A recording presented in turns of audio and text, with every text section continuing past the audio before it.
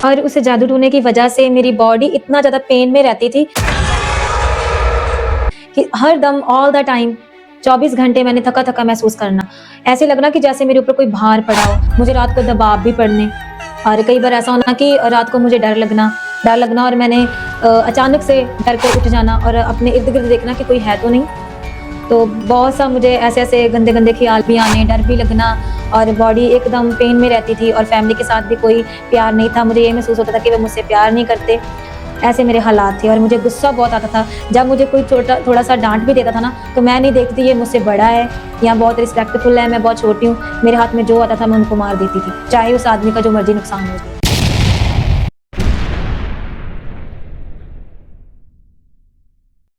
मसीहा तेरे लिए मेरी जान भी है फिदा, तेरी सलीब मेरे लिए मेरी जिंदगी का निशान। Hallelujah, hallelujah, hallelujah, hallelujah, hallelujah, hallelujah, आमीन। आमीन आमीन। बहुत ही ब्यूटीफुल वॉइस परमिशन ने आपको दी है। प्रेज द लॉर्ड एवरीवन, सबको जय मसीह की। क्राइस्ट टीवी पर मैं आपका बहुत वेलकम करती हूँ। तो आज इस पॉडकास्ट की शुरुआत हुई है खुदावंद की महिमा से, क्योंकि हमारे साथ है वर्शिपर रमन मसीह जी, जो स्पेशली फिरोजपुर से आए हैं अपनी गवाही के द्वारा परमेश्वर की प्रस्तुति करने के लिए।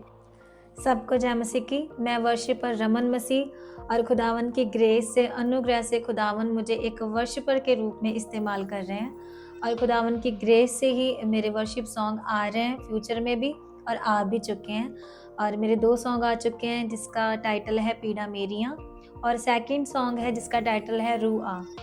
तो रमन मसीह, वर्शिपर रमन मसीह कैसे बने, इसके बारे में हम जानना चाहते हैं। यीशु मसीह को आपने कब और कैसे जाना? हाँ जी, मैं शुरू में खुदावन में नहीं थी और मैं सिख फैमिली से बिलोंग करती थी और खुदावन को जब मैं नहीं जानती थी तो मेरी लाइफ प्रॉब्लम से भरी हुई थी। बीमारियां थी, कर्जे थे, बहुत सारी प्रॉब्लम्स थी। तो खुदावन को जब मैं नहीं जानती थी तो मेरी ज़िंदगी मुझे ऐसे लगता था कि जैसे एक बोझ है। और बचपन से मेरे मन में एक चाहत थी कि आखिर जिंदा परमेश्वर कौन है। मुझे नहीं पता कि ये मेरे मन में, मेरी स्पिरिट में कैसे आया, लेकिन बचपन से जब मैं घर में होती थी तो जब आंगन में बैठना तो ऊपर देखना, बादलों की ओर देखना कि आखिर जिंदा परमेश्वर कौन है। क्योंकि जब परमेश्वर को नहीं जानते थे तो मेरी मदर बहुत ज़्यादा बीमार हो गए थे।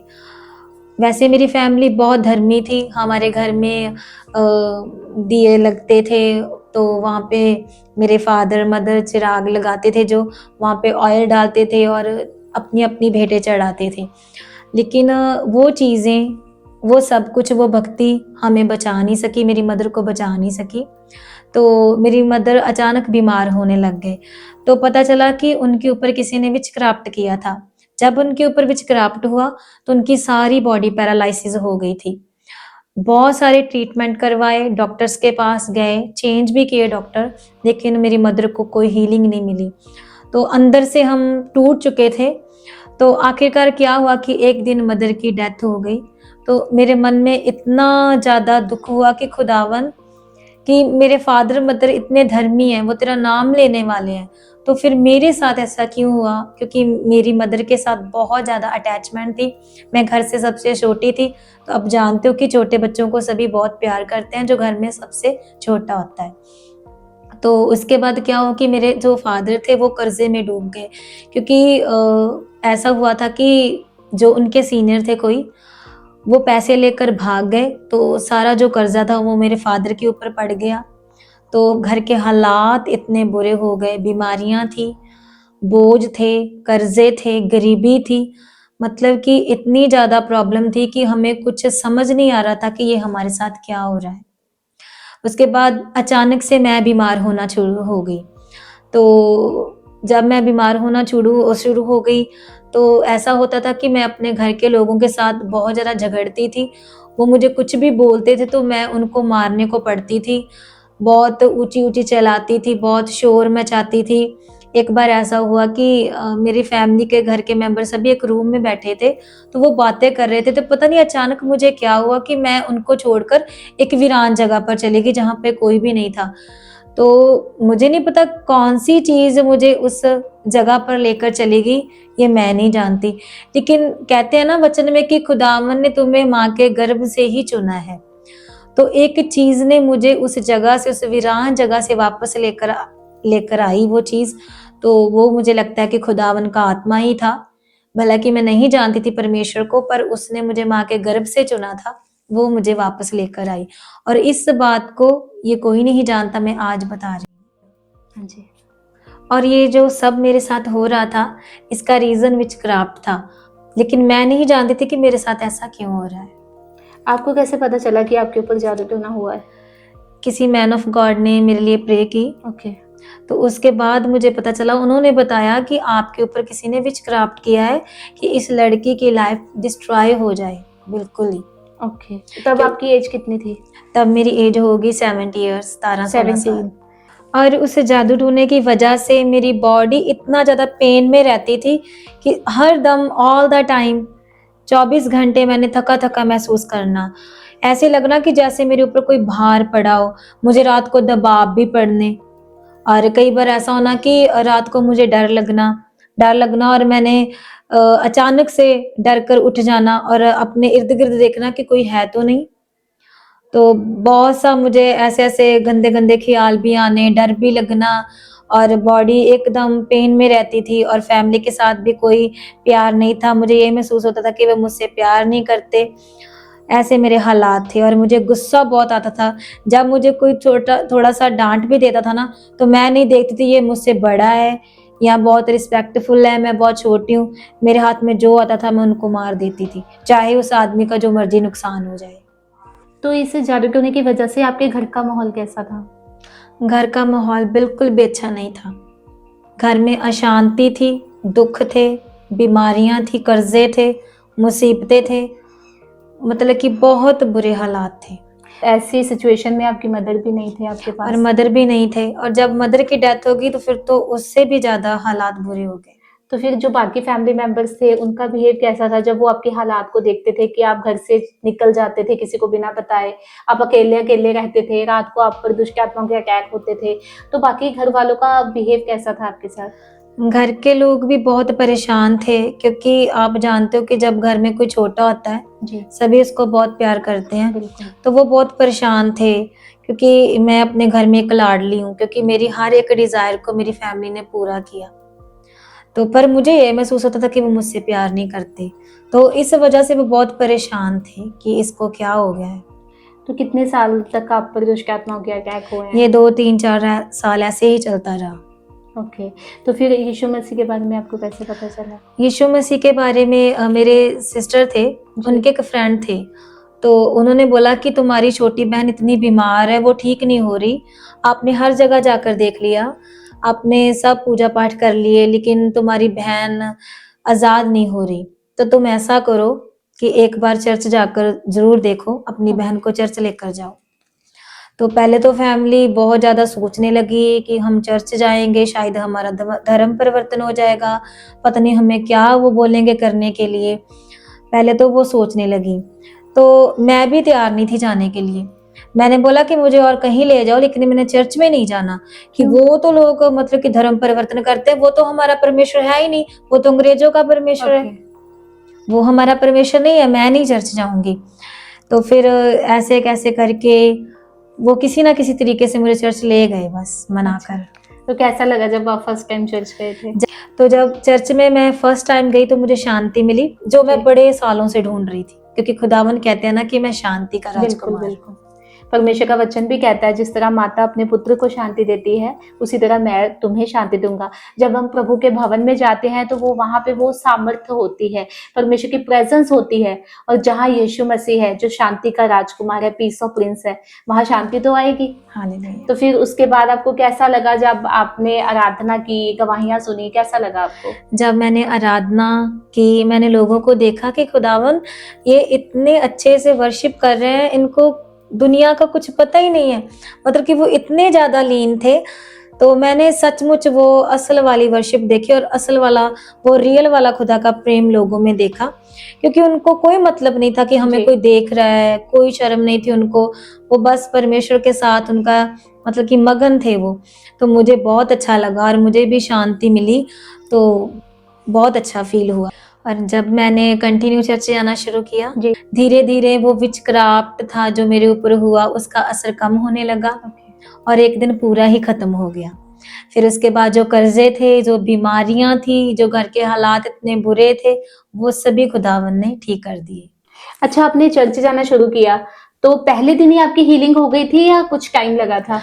पहले दिन मेरी हीलिंग नहीं हुई थी, लेकिन मुझे एक शांति मिल गई थी। ऐसा हो रहा था कि मुझ में से वो सब बुरी चीजें निकल गई हैं। जी। तो मुझे जो हीलिंग मिली वो 2 साल लग गए हीलिंग में। 2 साल। जी, बिल्कुल। बहुत लोग ऐसा सोचते हैं कि मसीह में आने का मतलब है कि सारा छुटकारा हमारा हो जाएगा एक ही दिन में। एक बार हम चर्च गए, बहुत लोग चर्च में ऐसे बोलते हैं, मुझे भी मिलते हैं कि इतने साल हो गए चर्च जाते, अभी तक ये बीमारी ठीक नहीं हुई, अभी तक हमारे कर्जे खत्म नहीं हुए, हम इतने टाइम से बीज बो रहे हैं, अभी तक हमारी डिलीवरेंस नहीं हुई है, अभी तक हमारा वीजा नहीं लगा है। लेकिन परमेश्वर का वचन क्या कहता है? सभी बातों का एक समय है। जैसे आपकी जो डिलीवरेंस थी वो 2 साल लग गए, लेकिन आप जाते रहे, परमेश्वर में बने रहे, क्योंकि कई बार प्रभु हमें बढ़ाना चाहते हैं। वो सारी चीजें हमें अभी दे देगा, पहली बार ही दे देगा, तो हम प्रभु को खोजेंगे कैसे? हाँ जी, बिल्कुल। प्रभु में मेहनत कैसे करेंगे? कैसे वचनों को जानेंगे? वचनों को नहीं जानेंगे तो हम स्वर्ग कैसे जाएंगे? तो अभी आपकी डिलीवरेंस हो गई थी, मसीह को हाँ जी। आप जान चुके थे, हाँ जी। तो फिर वर्शिप में आप कैसे आए? कैसे पता चला कि आपको प्रभु ने एज अ वर्शिपर चुना है? हाँ जी, मैं जब स्कूल और कॉलेज में गाती थी ना, तो मेरी वॉइस की बहुत प्रेज होती थी। तो ये खुदावन का धन्यवाद हो कि खुदावन ने मुझे ये गॉड गिफ्ट दिया है। जी। क्योंकि बहुत से लोग जब सुनते हैं तो वो मुझे बोलते हैं कि आपका कोई गुरु है, आपने किसी टीचर को रखा है। तो मैं बोलती हूँ कि मेरा तो गुरु सिर्फ खुदावन यीशु मसीह है। ठीक है, हमें सीखना चाहिए, पर आप जानते हो कि जो खुदावन के द्वारा सिखाया जाता है उसमें आपको पता है कितनी बड़ी ब्लेसिंग होती है। बिल्कुल। तो फिर मतलब कि पहले मेरा शौक ये था कि मुझे कॉलेज के टीचर बोलते थे कि रमन, तुम्हारी आवाज बहुत अच्छी है, तुम ना किसी रियलिटी शो में ना जरूर जाना, तुम्हारा फ्यूचर है। तो मैं तो खुश हो गई कि हाँ भाई, मैं अभी बॉलीवुड में जाऊंगी, प्लेबैक सिंगर बनूंगी, बॉलीवुड फिल्म्स में मेरी आवाज सुनी जाएगी, तो मैं बहुत फेमस हो जाऊंगी। तो पर जब मैं खुदावन यीशु मसीह को जब जान लिया, तो फिर मैंने फैसला किया कि ये आवाज सिर्फ खुदावन यीशु मसीह के लिए इस्तेमाल होगी। मैंने ये चर्च में ही फैसला कर लिया था कि खुदावन, इस आवाज को अब तेरे लिए इस्तेमाल करूंगी, तो मुझे ग्रेस देना, तो मुझे अपने पंखों में छुपाना, मुझे ग्रेस देना कि मैं इस काम को पूरा कर सकूं, क्योंकि आपके हेल्प के बिना, आपकी अनाइंटिंग के बिना, आपकी मर्सी के बिना ये इम्पॉसिबल है। जी। तो मैंने फिर खुदावन को ग्रेस से मांगा, खुदावन से। जी। तो फिर आपने परमेश्वर को अपना जीवन दिया हाँ कि जी। आप उनकी महिमा करेंगी और अपनी ब्यूटीफुल वॉइस को आप उनके लिए इस्तेमाल करेंगी। हाँ जी। तो आपने बताया था कि आपके 2 सॉन्ग्स आए हैं, और वो सॉन्ग्स मैं जानना चाहती हूँ कि तो बहुत लोग देख रहे होंगे जो वर्शिप में ग्रो करना चाहते हैं और खुद के सॉन्ग्स लिखना चाहते हैं और गाना चाहते हैं। तो आपके जो 2 सॉन्ग्स रिलीज हुए हैं वो आपने खुद लिखे हैं? हाँ जी, जो पहला सॉन्ग है वो तो किसी राइटर ने लिखा था, लेकिन सेकंड सॉन्ग जब मैं प्रेयर रूम में थी अपने, तो खुदावन ने मुझे वो सॉन्ग दिया। उसकी कॉम्पोजिशन भी मैंने खुद की और लिरिक्स भी खुदावन ने मुझे खुद दिए, जिसका टाइटल है रू आ। ओके। और ये एक बात मैं आपको बोलना चाहती हूँ कि जब आप प्रेयर करते हो ना, तो खुदावन आपको गिफ्ट से भी भरता है, और ये भी एक गिफ्ट है कि खुदावन खुद आपसे लिखा रहा है, खुद आप जी। उसको गा रहे हो। जैसे कि दाऊद को खुदावन का आत्मा देता था सॉन्ग्स, तो ऐसा मेरी लाइफ में परमेश्वर ने अनुग्रह किया। जी। तो क्या हम उस वर्शिप सॉन्ग को सुन सकते हैं? हाँ जी, जरूर। जी। रुआ रूहे खुदा रो मुझ में समा रो पाक तो कर दे मसा से भर दे दिल को तो मेरे नया कर दे। Hallelujah, hallelujah, hallelujah. सच में बहुत ही अद्भुत लिरिक्स भी हैं और आपकी वॉइस तो है ही।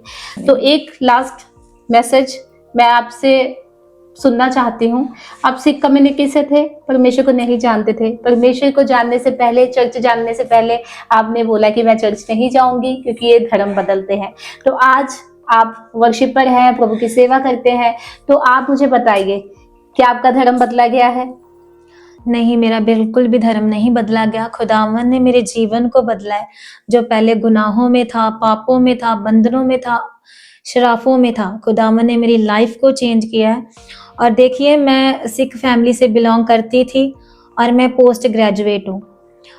अक्सर ये सुना जाता है कि लोग बोलते हैं कि जो लोग अनपढ़ हैं उनको शायद ये लोग ना मतलब कि फुसला कर ले जाते हैं चर्च में।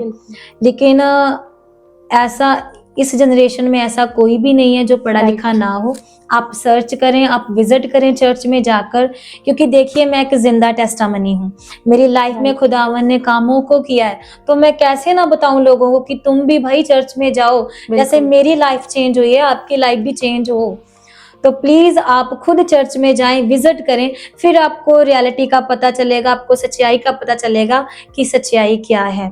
और मुझको किसी ने कुछ भी नहीं दिया, मुझे एक पैसा भी नहीं मिला, एक पैसा भी नहीं मिला मुझे।